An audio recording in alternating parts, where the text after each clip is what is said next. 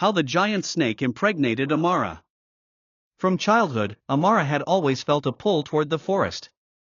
Even as a child, she would wander close to its edge, enchanted by the vibrant green leaves that whispered secrets to the wind. The elders in the village would scold her, warning that the forest was home to ancient spirits, beings that did not take kindly to those who trespassed too far into their world. But Omorah had never been afraid. She felt a connection to the land and the life within it, as if the heartbeat of the earth pulsed in time with her own. Now, as a young woman, she was celebrated in her village. People spoke of her beauty, kindness, and strength, saying she was like a spirit herself. The children adored her, the elders respected her, and even those from neighboring villages came to seek her guidance or simply to catch a glimpse of her. To them, she was a rare blessing, a gentle soul beloved by the spirits. But everything changed the night she had the dream. It was a night like any other, warm and thick with the scent of the wildflowers that grew near her home.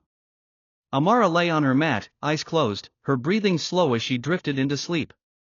And that was when she saw it, a vision so vivid, so intense, that it felt more real than her waking life. In her dream, Omorah found herself standing in the heart of the forest, surrounded by trees so ancient their trunks were twisted with age, their roots reaching out like fingers to cradle her. The air was thick, almost heavy, with a quiet hum, as if the forest itself was alive and watching. And there, in the center of it all, lay a serpent. It was no ordinary snake. The creature was massive, its body coiled gracefully around itself. Its scales shimmered in shades of emerald, sapphire, and midnight, catching the light like stars in the night sky. Each scale seemed to glow with a life of its own, and as Omorah watched, she realized the creature was looking directly at her. Its eyes were deep, ancient, and filled with something that felt like wisdom and maybe even kindness. She should have been afraid. Any sane person would have been. But Omorah felt a strange calm wash over her, as if she had been waiting her entire life for this moment. She held her breath, waiting. Then the serpent spoke, though its mouth did not move. The words came as a whisper, soft and gentle, yet filled with a power that resonated deep within her. "I am the great serpent of the forest," it said. "I have watched over this land for centuries, guarding its secrets and keeping its life. And I have chosen you, Omorah." The words lingered in the air, wrapping around her like a warm embrace. "Chosen me for what?" she asked. "To carry my spirit," the serpent replied. "To carry forth my legacy and to keep the balance between the world of humans and the world of the spirits." Omorah felt her heart quicken. She didn't fully understand what the serpent meant, but her soul seemed to recognize it, a part of her resonating with the truth in those words. She looked into the serpent's eyes and saw an entire world, a world of wonder and mystery, of beauty and danger. A world she felt inexplicably drawn to. The serpent lowered its head until it was level with hers, its gaze unwavering. "You have been chosen, Omorah. You are my bride, my vessel. Do you accept this gift, this duty?" Omorah found herself nodding, though her mind was still spinning. In that moment, it felt as though she had no choice. This was her destiny, a calling she had always felt but never understood. And as she nodded, she felt a warmth spread through her, filling her with a sense of purpose she had never known. The serpent gave one final, lingering look before it began to dissolve into light, its form breaking apart into shimmering fragments that floated toward her. Omorah reached out instinctively, letting the light fill her, wrap around her, and sink deep into her soul. It was a feeling of peace, of acceptance, of becoming something greater than herself. And then she awoke. Omorah sat up abruptly, her heart racing, her skin tingling as if she had been touched by something otherworldly. She looked around her small hut, half expecting to see the serpent coiled beside her. But she was alone. The only sound was the soft chirping of crickets outside and the gentle rustle of leaves in the wind. She touched her chest, feeling the warmth still lingering there, a reminder of the dream, or was it a vision? The memory of the serpent's words echoed in her mind, "I have chosen you, Omorah, to carry my spirit." For the next few days, Omorah went about her life as usual, but the memory of the dream lingered, like a shadow that would not fade. She kept it to herself, not wanting to alarm anyone, but she couldn't shake the strange feeling in her stomach, a sensation that grew stronger with each passing day. At first, she dismissed it as nerves, a reaction to the intensity of the dream. But as days turned to weeks, she began to notice changes. Her body felt different, her senses sharper, more attuned to the world around her. She could hear the faintest rustle of leaves, smell the distant scent of rain before the first drops fell, and feel the energy of the earth beneath her feet as if it were a living, breathing thing. And then, one morning, she realized the truth. Omorah was with child. The realization struck her like a bolt of lightning.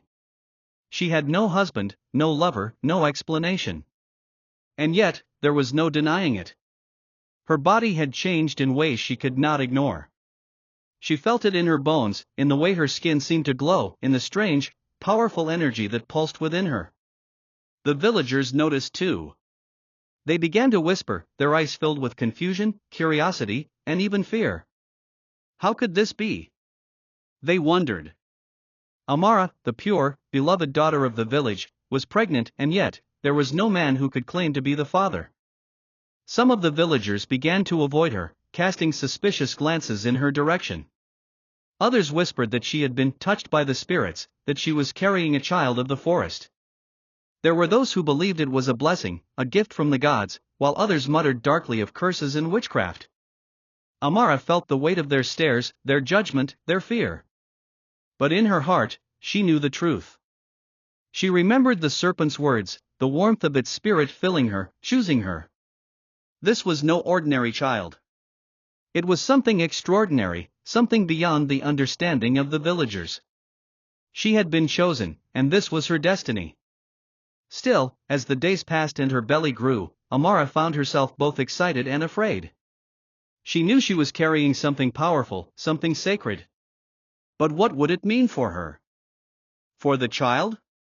And for the village that had once cherished her but now seemed to fear her? In the quiet moments, when the village was asleep and the night was silent, Omorah would close her eyes and place a hand on her belly, feeling the life growing within her. She would whisper softly, speaking to the child, to the spirit within her, seeking comfort in the connection she felt. "I don't know what you are," she would say. "But I know that you are meant to be here. And I will protect you, whatever it takes." As the moon rose high and the stars shimmered in the sky, Omorah would drift off to sleep, her heart filled with wonder, her mind heavy with questions. For she knew that her journey was just beginning, a path that would lead her into the heart of mystery, magic, and the unknown. The days grew longer, the humid air thick with the scent of blooming wildflowers and the distant smoke of cooking fires. Omorah could feel the weight of countless eyes on her wherever she went. Whispers followed her footsteps like shadows, conversations that fell into hushes as she passed. In the fields, by the river, along the village paths, the people watched her with a mixture of awe, confusion, and fear. Once, Omorah had been the village's pride, a woman admired for her beauty and gentle heart, celebrated for her strength and wisdom. But now, to them, she had become something different. The mystery of her pregnancy had made her a figure of suspicion and unease, a woman touched by forces they could not understand. They spoke in hushed tones of the night she had first announced she was with child, each telling a different version of how they had first heard the news. Some claimed she had been seen walking alone under the moonlight, her hand resting on her belly, her eyes distant and lost.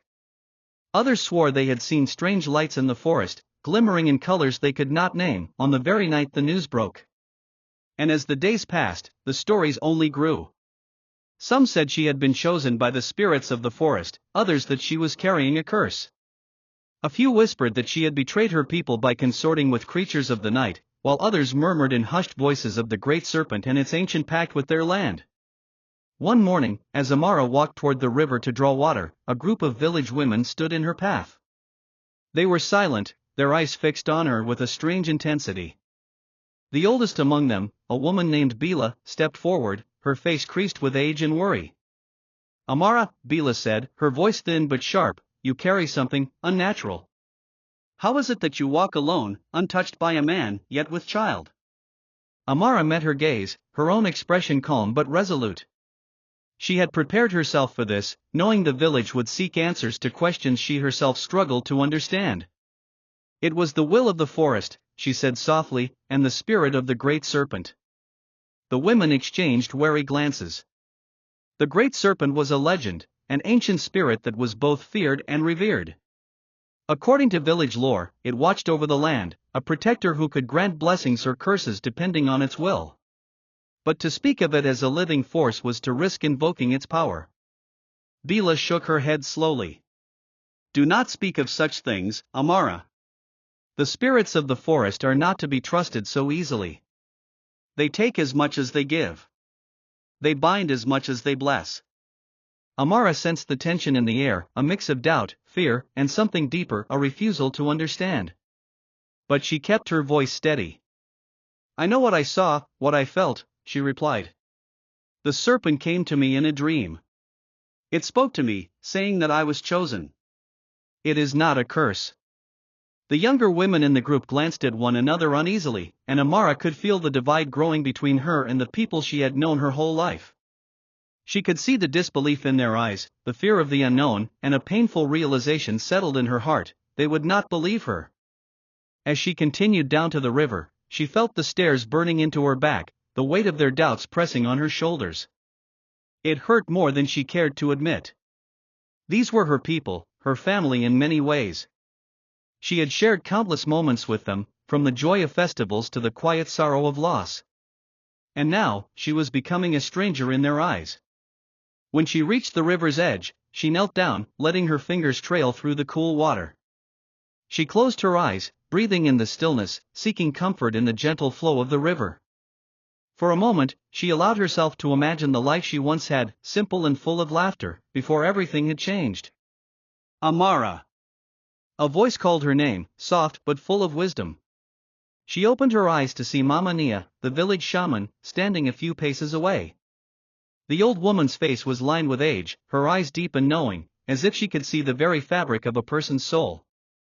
Mama Nia, Omorah greeted her, offering a small, respectful bow. The old woman gestured for her to sit beside her under a nearby tree, away from the village's prying eyes. Omorah obeyed, feeling a strange comfort in the shaman's presence. Mama Nia was one of the few people she trusted completely, a woman who had been like a grandmother to her since she was young. For a while, they sat in silence, watching the river flow. Then Mama Nia spoke, her voice low and serious. I have heard the whispers, child, she said. They say you are with child, though you have no husband. They say you are cursed, marked by the spirits. Omorah swallowed, nodding. Yes. But I know it was the great serpent who chose me, Mama. It came to me in a dream, saying that I would carry its spirit, that this was my destiny. Mama Nia studied her carefully, her eyes narrowing as if searching for some hidden truth within Omorah's words.